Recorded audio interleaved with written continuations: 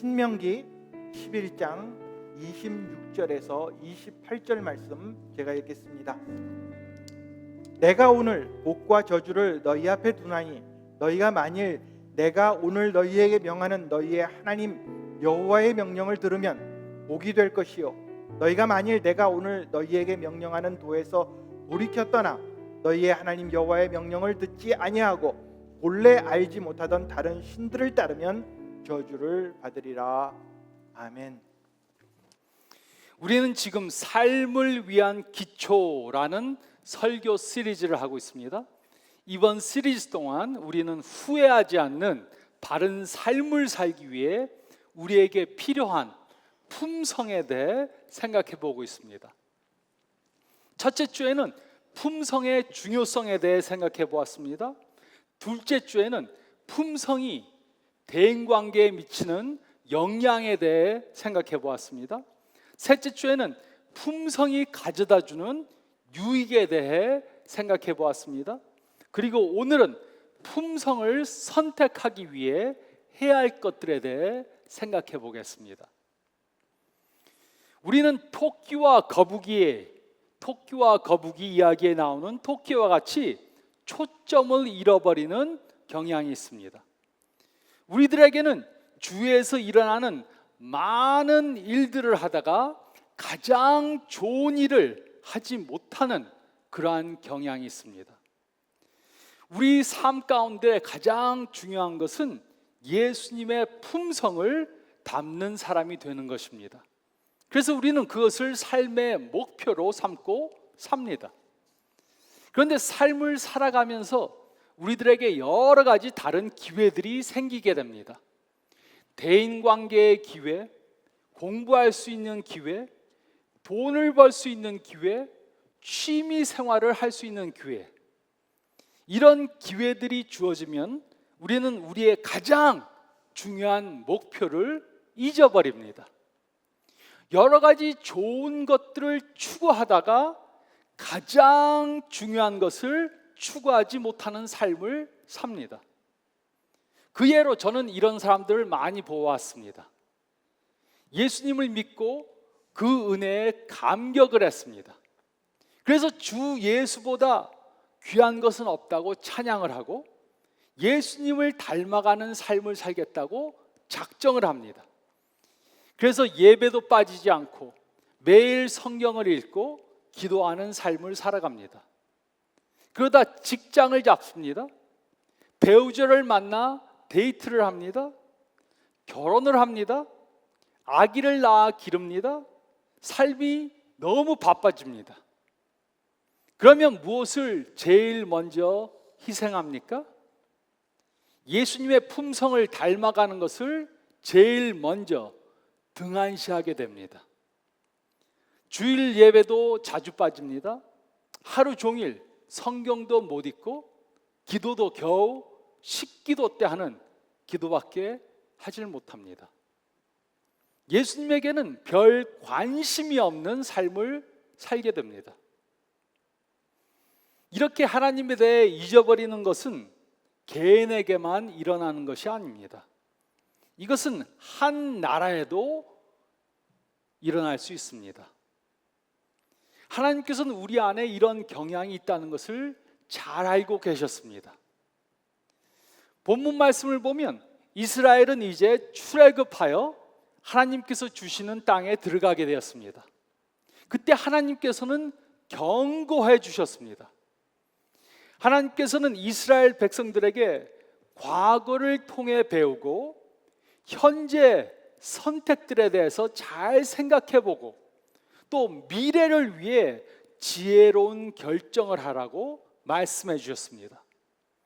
그러므로 이 말씀을 통해 우리는 예수님의 품성을 닮아가는 사람들이 되기 위해 다음에 세 가지 중요한 것을 해야만 합니다.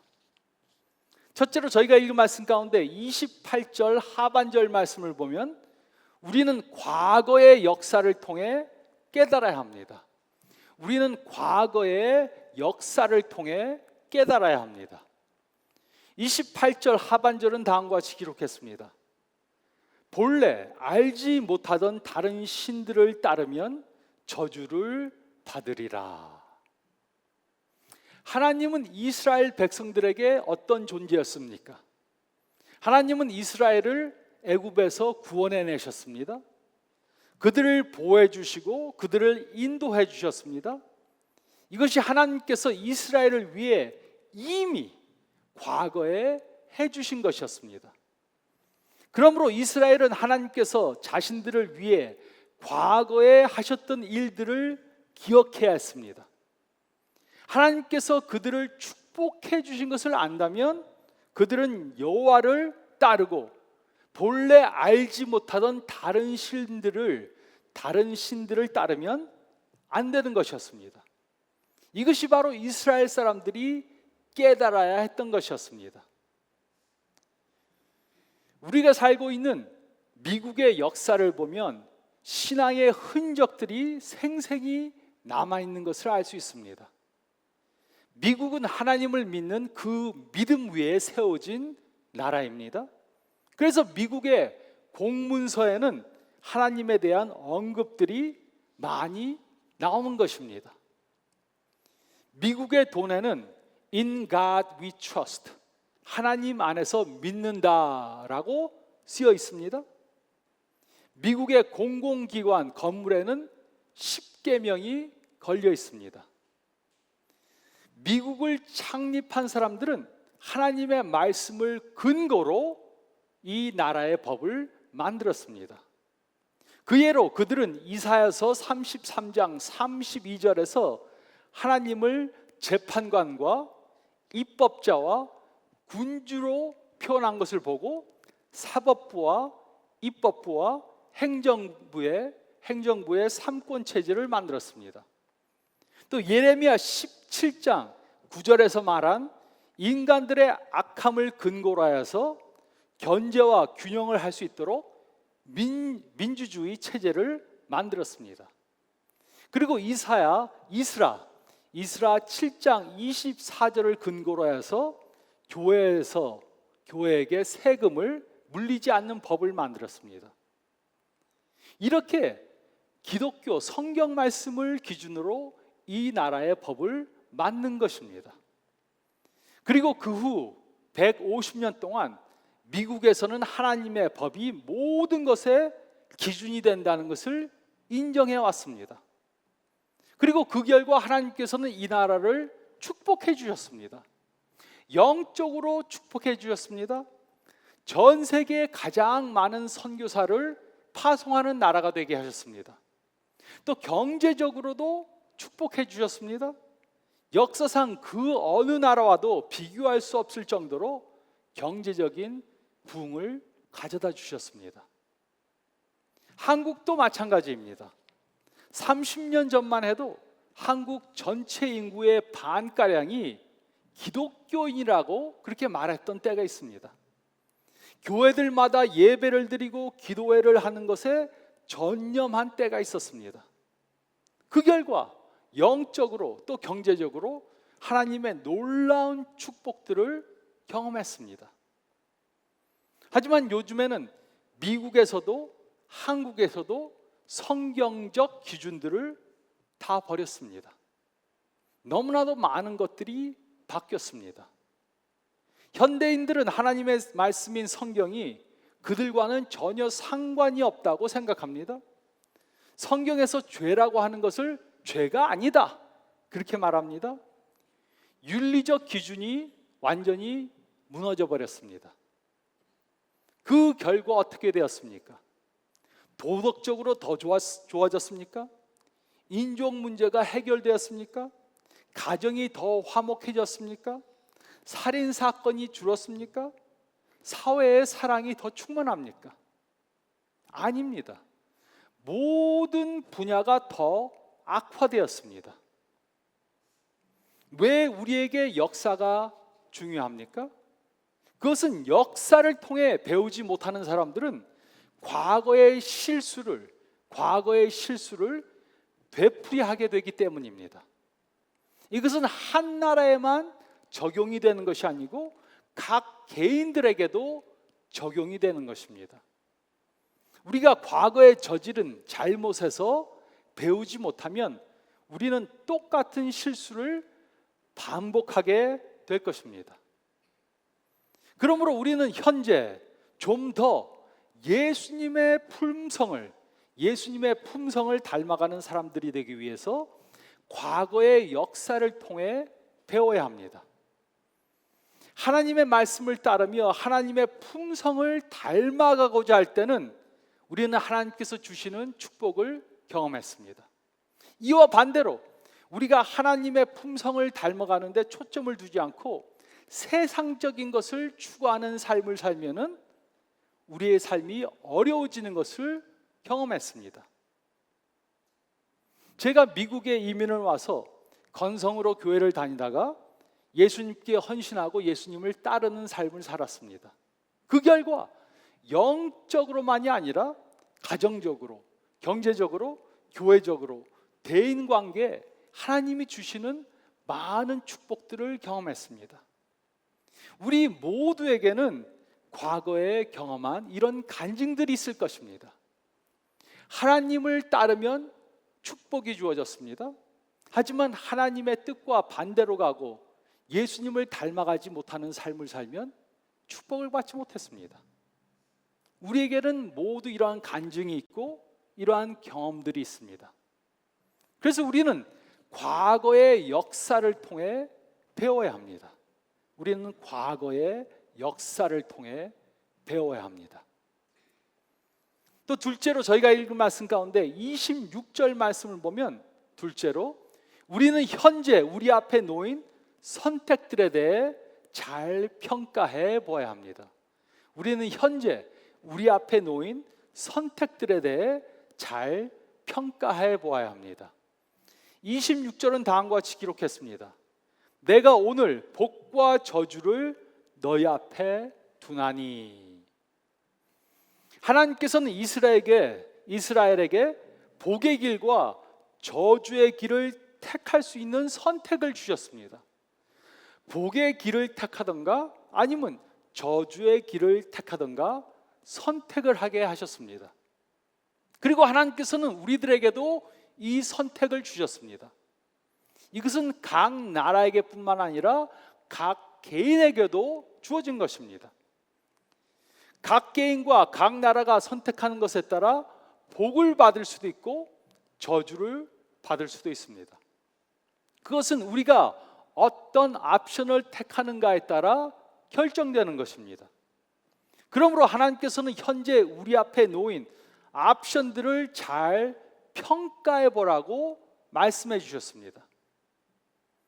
그런데 많은 사람들은 하나님의 기준을 떠나서 삽니다. 그러면 그 개인과 그 나라는 그들의 결정에 대한 결과를 받게 됩니다. 불순종함은 그것에 대한 결과를 받게 됩니다. 외롭고 실패를 경험하고 미래에 대한 불안감을 갖고 살게 됩니다. 물론 이런 결과는 금방 오는 것이 아닐 수도 있습니다. 하지만 분명한 것은 바로 이것입니다. 순종과 불순종의 결과는 꼭 온다는 것입니다. 한 나라는 심은 대로 거두게 됩니다. 한 개인도 심은 대로 거두게 됩니다. 하나님의 기준에 벗어나는 삶을 살면 절대로 축복을 받을 수 없습니다. 이것은 우리가 미국에서나 한국에서나 다 볼 수 있는 것입니다. 지금 우리 사회는 작은 그룹들로 다 갈라져 있습니다. 극좌, 극우로 갈라져 있습니다. 지역별로 갈라져 있습니다. 출신 학교별로 갈라져 있습니다. 그래서 자신들의 이익만을 추구하며 삽니다. 데모와 농성이 끊이질 않습니다. 자신이 출세하고 또 자신들의 자녀들을 출세하게 하려고 온갖 술수를 다 씁니다. 자신을 알아달라고 싸웁니다. 하나님의 기준을 버리고 예수님의 품성에 관심이 없는 삶을 살면 이렇게 되는 것입니다. 양심의 가책을 받지 않습니다. 오로지 관심을 갖는 것은 돈과 즐기는 것밖에 없습니다. 물질 만능주의, 쾌락주의로 빠지게 됩니다. 요즘 많은 사람들은 윤리적 기준이란 전혀 없는 것처럼 살아갑니다. 나는 내가 원하는 대로 살고 너는 네가 원하는 대로 살면 돼, 이렇게 생각합니다. 오늘날 사람들은 윤리에 대해서 사사시대와 같이 생각합니다. 자신들이 보기에 좋은 대로 하면 되는 것이다, 마음대로 살아라, 이렇게 말합니다. 도덕적 상대주의를 믿으며 완전한 윤리란 없다고 생각합니다. 성경적 품성, 이것은 옛날에나 유행하던 것이라고 이렇게 생각합니다. 하다못해 교회 안에서도 이렇게 생각하는 사람들이 많이 있습니다. 성경적 품성 대신 도덕적 상대주의를 따릅니다. 자신이 생각하는 대로 살면 된다고 생각합니다. 그래서 품성의 기준은 사람에 따라 다 다른 것이다, 이렇게 믿습니다. 두 사람의 기준이 다 다릅니다. 그래서 요즘 사람들은 말도 안 되는 말들을 합니다. 요즘 젊은 사람들이 미국에서 많이 쓰는 말이 무엇입니까? There is strength in diversity. 다양성에 힘이 있다, 이렇게 말합니다. 이렇게 말하는 사람들한테 제가 묻습니다. 제가 물어봅니다. 왜 다양성에 힘이 있는 것입니까? 물으면 대답을 못해요. 그냥 남들이 말하니까 There is strength in diversity, 이렇게 말합니다. 여러 가지 다른 다양성에 힘이 있는 것이 절대로 아닙니다. 그 대신 여러 가지 다른 다양성이 하나로 합해질 때 그것에 힘이 있는 것입니다. 생각해 보시기 바랍니다. 두 다른 사람이 만나서 결혼을 합니다. 하지만 두 사람이 각각 다른 생각을 가지고 다른 행동을 한다면 그 결혼은 결국 깨어지고 말 것입니다. 그 대신 두 사람이 하나의 목적을 가지고 살 때 그 관계의 힘이 2배 이상으로 강하게 되는 것입니다. 여러 가지 다른 다양성이 합해서 하나로 될 때 그것에 힘이 있는 것입니다. 교회도 마찬가지입니다. 성격이 다르고 은사가 서로 다른 여러 사람들이 한 교회에 모입니다. 그리고 예수님 안에서 하나님께 영광을 돌리는 것을 목적으로 가지고 함께 사역을 합니다. 이럴 때 교회에 힘이 있는 것입니다. 다 다르다고 힘이 있는 것이 아니고 다른 사람들이 모여서 하나로 될 때, 여러 가지 다른 다양성이 하나로 합해질 때 그것에 힘이 있는 것입니다. 이러한 예는 좋은 것을 대학교에서 볼 수 있습니다. 이러한 좋은 예를 대학교에서 볼 수 있습니다. 대학교에는 여러 가지 다른 과목들이 있습니다. 그것을 하나의 원리를 향해 맞춰갑니다. Diversity, 다양성 안에서 Unity, 하나를 찾는 곳이 바로 University입니다. 그래서 영어의 대학이라는 단어 University는 Unity와 Diversity가 합해서 만들어진 것입니다. 다 다르다고 힘이 있는 것이 아니고 다른 사람들이 모여서 하나의 목적을 가지고 그것을 향해 나갈 때 힘이 있는 것입니다. 그러므로 우리에게는 우리 앞에 놓인 여러 다른 선택해야 할 것들을 우리가 보면서 그 여러 다른 선택들을 하나로 묶어주실 분이 필요한 것입니다. 여러 가지 다른 선택들이 있는데 그것을 하나로 묶어주실 분, 그리고 그분은 바로 하나님이십니다. 하나님 없이는 하나로 될 수 없습니다. 하나님 없이는 힘이 있을 수 없습니다. 하나님이 없이는 예수님의 품성을 담아갈 수 없습니다. 그러므로 우리는 현재 우리 앞에 놓여 있는 선택들을 잘 평가해 봐야 합니다. 어느 옵션이 하나님의 품성을 따라가는 것인가 우리가 평가해 봐야 합니다. 우리가 하나님의 품성을 따르는 결정을 하면 축복을 받게 됩니다. 이와 반대의 선택을 하면 어려움을 당하게 됩니다. 그러므로 우리는 우리 앞에 놓여 있는 옵션을 잘 평가해 봐야 합니다.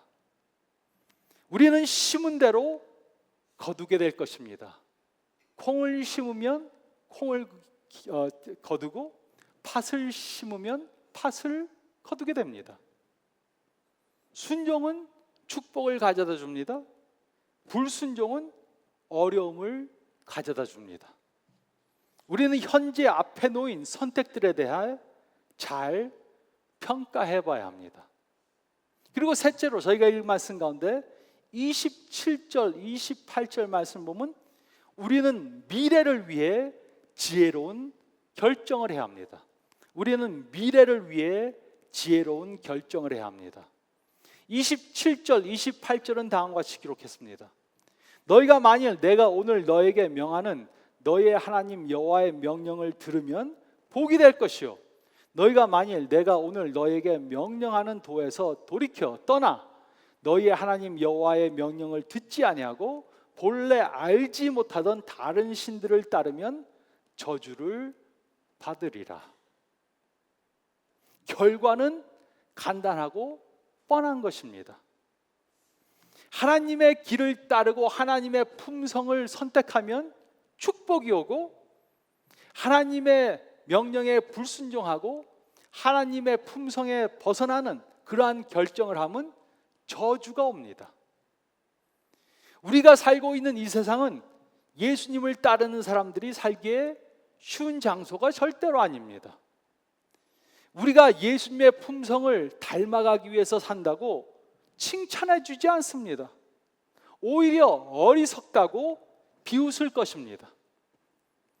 또 윤리적으로 판단하고 편협하고 시대에 뒤떨어진 무식한 사람들이라는 소리를 들을 수도 있습니다. 우리가 예수님의 품성을 닮아가는 것에 초점을 두고 산다고 그 누구도 잘한다고 격려해 주지 않을 것입니다. 숭고한 삶을 산다고 말하지 않을 것입니다. 허튼 짓 하지 말라고 말할 수도 있습니다.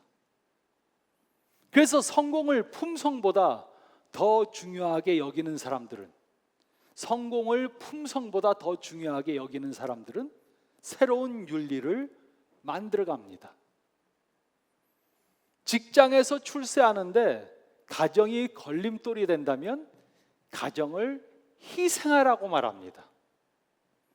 돈 버는데 정직한 것이 방해를 한다면 좀 속이라고 말합니다. 출세하는데 도둑질이 도움이 된다면 좀 훔치라고 말합니다. 속이는 것이 이기는 방법이라고 말하면서 그냥 좀 속이면서 살라고 말합니다. 세상적 성공을 예수님의 품성보다 더 중요하게 여기는 사람들은 이런 새로운 윤리를 만들어냅니다. 나를 충족시켜주는 것은 윤리적인 것입니다. 나에게 도움이 안 되면 비윤리적인 것입니다. 자제하는 것이 자신을 희생하는 것이 된다면 비윤리적인 것입니다. 바람을 피우는 것이 나를 기쁘게 한다면 그것은 윤리적인 것입니다. 이렇게 말들을 합니다. 하지만 하나님의 법도에 반대되는 선택을 하면 하나님의 법도에 반대되는 선택을 하면 항상 다치게 되어 있습니다. 우리의 미래뿐만 아니라 우리 자녀들의 미래에도 해가 오게 됩니다. 제가 지난주에 몇 목사님들하고 이야기를 나눈 적이 있습니다. 그러다가 한 은퇴한 목사님이 이런 이야기를 했습니다.